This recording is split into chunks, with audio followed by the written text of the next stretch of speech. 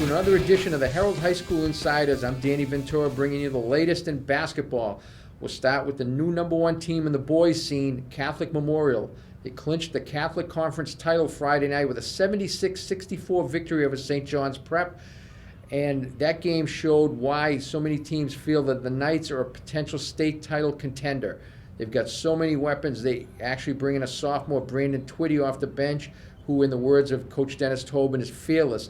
Hit some big shots down the stretch. You've got Armani Santos, arguably the best point guard in Eastern Mass right now. You've got Gerard Adams, a good big man inside, and you've got Jillian Smith, who's simply a scorer. Looking ahead this week, you've got New Mission at Brighton on Thursday, which could be an interesting game. Brighton would love to get revenge after New Mission handed it pretty handily the first time. Then Sunday, you've got St. John's Prep heading up to Central Catholic. Over on the girls' scene, the cream still rises to the top with Braintree, number one, swept the regular season series with Newton North handling the Tigers 70-52. Ashley Russell, if there's a guard who's had a better year than her, go find her. 25 points, 11 rebounds, 5 assists, and Bridget Hurley was just Bridget Hurley again, 13 points. Last night, Justin Barrasso went out to Pentucket, where Masconomet and Pentucket had a great game. Cape Ann League at its best. Masconomet prevails 39-38. Named to watch there, freshman Stephanie Minnie, 8 points, 13 rebounds, and a huge block down the stretch.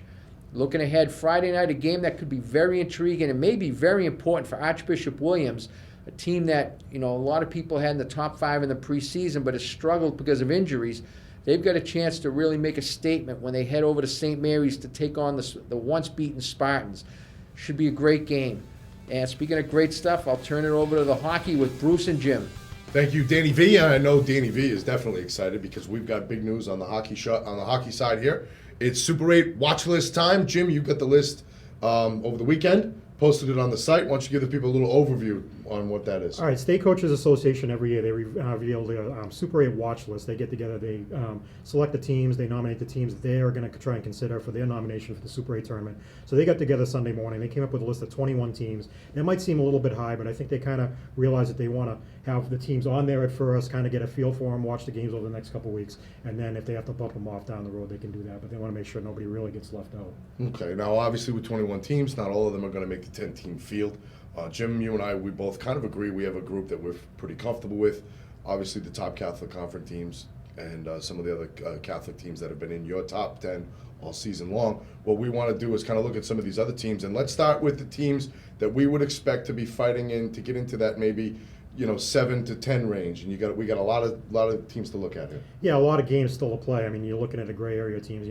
Arlington Catholic, Xaverian, St. John Shrewsbury, St. Mary's right now. Probably Central Catholic thrown there as well. Probably my bottom 4 or 5 teams in my top 10 this week. Then you start to get under the bubble. The 5 Middlesex teams that are in there. You throw in Duxbury, Milton, Beverly, Archbishop Williams, teams like that. A lot of games still to be played, and I think a lot of good battles coming down the road to see what happens for the next 2 or 3 weeks to see how this all kind of shakes out. Okay. Now, let me ask you this question. Is there any teams that you feel that were left off this watch list that may still be in this competition here? Yeah, a couple teams I thought are left on there. First of all, St. John's Prep at 5-8-1. I think that was kind of a curious selection. But the team I'm really looking at is Braintree. They, a good win against St. Mary's already. They beat Duxbury last night, who was on the list. 5 straight wins, and they've got an opportunity to play Catholic Memorial tomorrow night, if and weather pending. So they may be a team that kind of creeps back onto the list over the next week or so. All right, follow along every night with this man, the Daily Watch on the In the Slot Hockey blog. We'll be back next week with the Insiders. See you guys.